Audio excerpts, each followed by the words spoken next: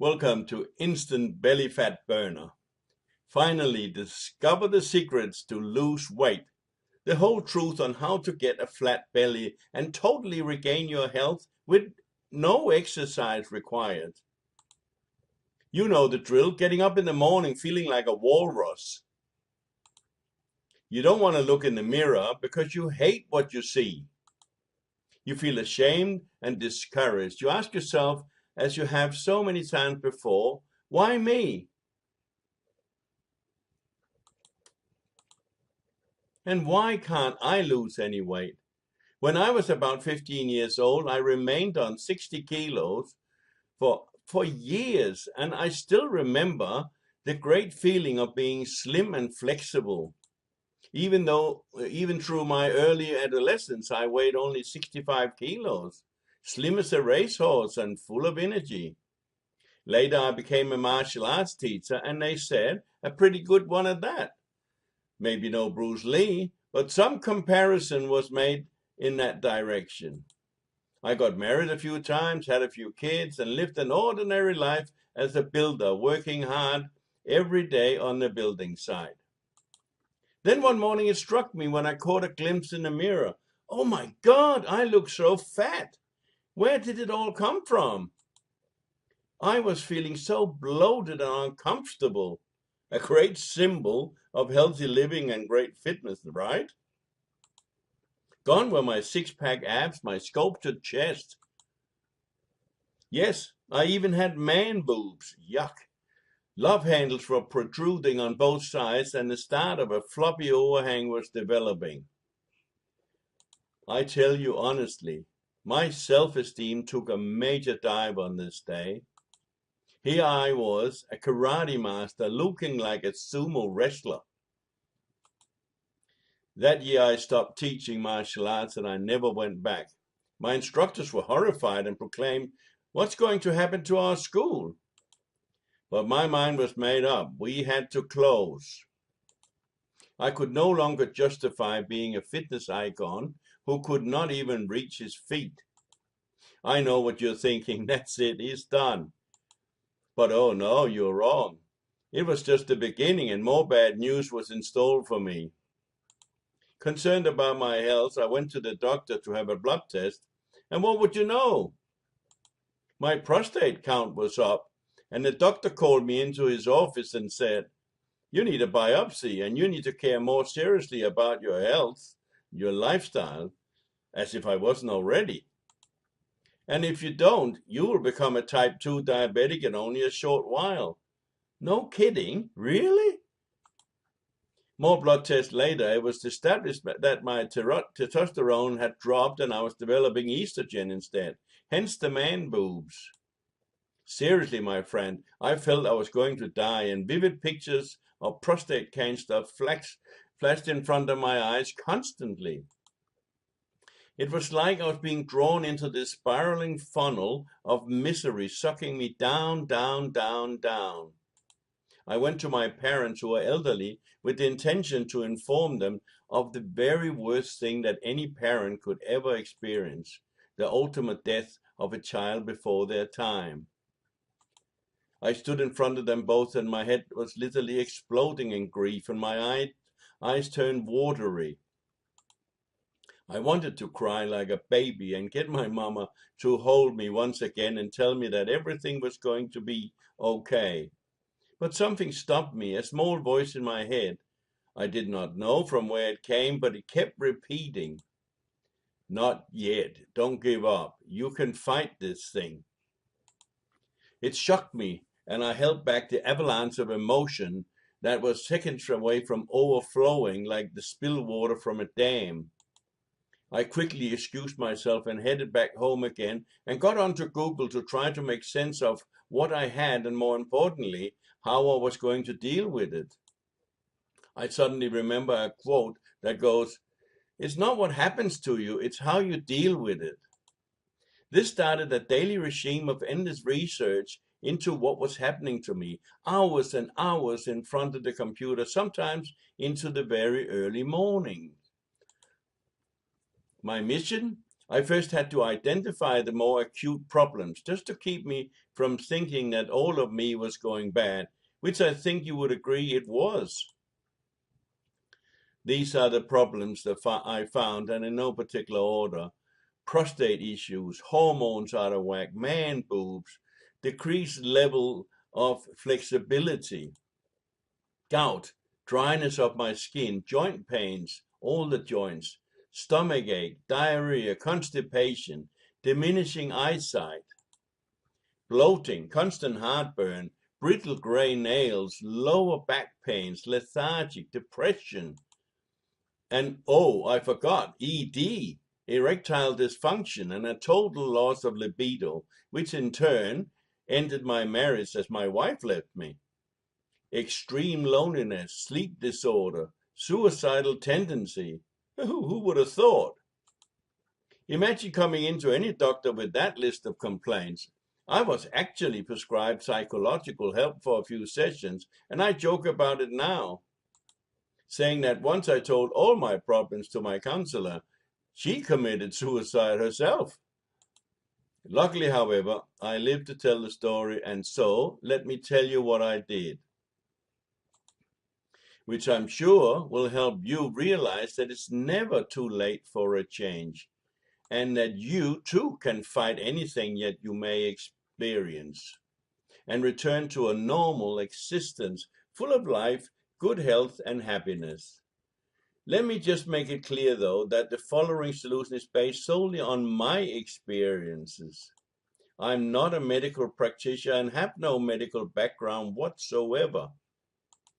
And you should never attempt to do anything that I suggest or anyone else without you doing your own due diligence and or with your own doctor's advice and supervision. The reason, of course, is that your situation or your body's makeup could be totally different to mine. However, having said that, I want you to seek the advice and expert medical opinions from a number of different medical practitioners prior to deciding on any invasive treatment. Let me explain. When I researched about my prostate enlargement and its causes, I realized that most doctors immediately send you for biopsy, and that during this procedure they insert a needle probe into your prostate and into your damaged tissue. However, upon retracting the probe, they drag infected and damaged tissue through the rest of your otherwise healthy prostate and literally infect the whole organ, which almost certainly guarantees the need for another operation to have the whole prostate removed. I was horrified learning about this, and I was scheduled for a biopsy the very next day. I immediately went to my specialist, who had organized a whole battery of tests, including now dreaded biopsy, and I told him outright, this is not going to happen to me. He wildly protested the safety of his methods. Heck, he even rang me at home to get me to change my mind, but no such luck. I said that unless he could guarantee me that the rest of the prostate would not be damaged also, and of course he wouldn't. Which I, by the way, am so damn happy about, because it led me on a desperate search of alternative products to heal my prostate. And in less than 8 weeks after taking the medicine, the medication, I found I was cured and with no sign of trouble ever again. Anyway, I'm rambling on here, but let me tell you, when something like that happens to you, you want to tell the whole world about it. It's like falling in love with life all over again. You cannot think about anything else, and you want everyone to know about it. So trust me, my friend. I really do want to tell you everything that I found, which eventually cured me. Everything, including some additional benefit that changed my thinking radically in a very positive way for me and will for you too. Anyway, let's connect first, right? Enter your name and email address and click the button. Please accept my email address if you want to receive the information. If you do it now, which I highly suggest that you do for your health's sake. As a further incentive, I will get you started by giving you my free mini report called Your Perfect Body, 7 Keys to Fitness. Also, please remember, your body or that of your loved ones is living tissue, and once it starts going bad, it could take months to repair the damage. So don't delay, get started now.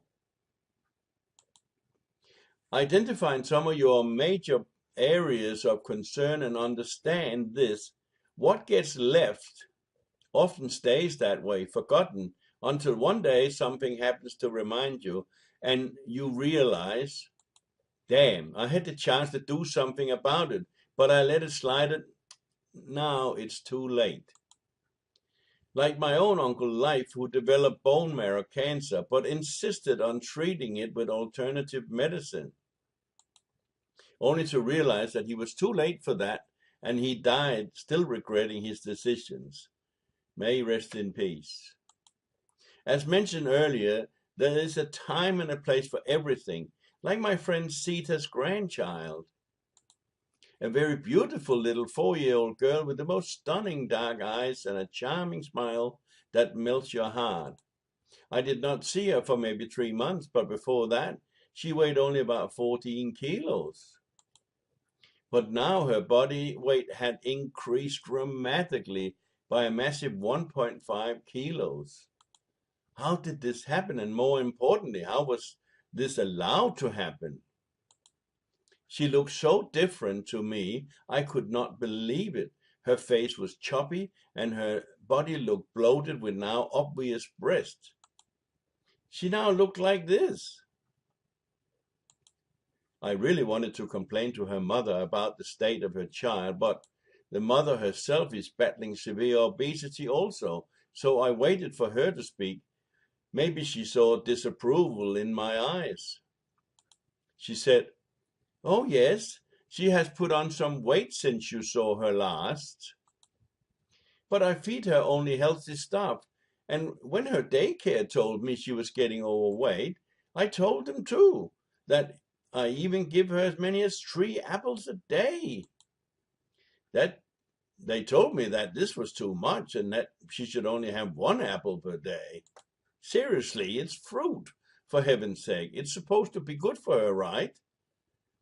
She said in her defense, "The problem here is that most parents are unaware what makes them healthy, and therefore the blind is leading, the blind." I knew straight away what was happening, and to no surprise, the mother went on to say, "My daughter insists on eating only chips and crackers at the moment." A 4-year-old telling her mother what she wants to eat. Does that sound right to you? Discover for yourself the secrets to healthy living. Enter your details in the form and click the button now. And what about my own parents, now 87 years old, relying solely on the advice of their doctor, who maybe had only 4 hours of nutritional instruction? How many more pensioners need to suffer with avoidable diseases and complications based on the wrong advice given by a number of nutritionally inexperienced members of the medical profession? My own beloved mother had lost part of her memory now and keeps forgetting things. That's normal, the doctor said. But is it really? She's no longer able to remember to log in on her computer and sometimes pays the electricity bill more than once. What if this isn't normally even for her age? Her lifetime's occupation as a respected dressmaker and bookkeeper, 2 important life skills, now totally lost. And is it really normal? Just because her doctor still hasn't caught up with the latest discoveries, inside your mind will be challenged about why they still keep on pumping their patients full of different unnecessary medication, and why you too should say, "Stop, that's enough, no more."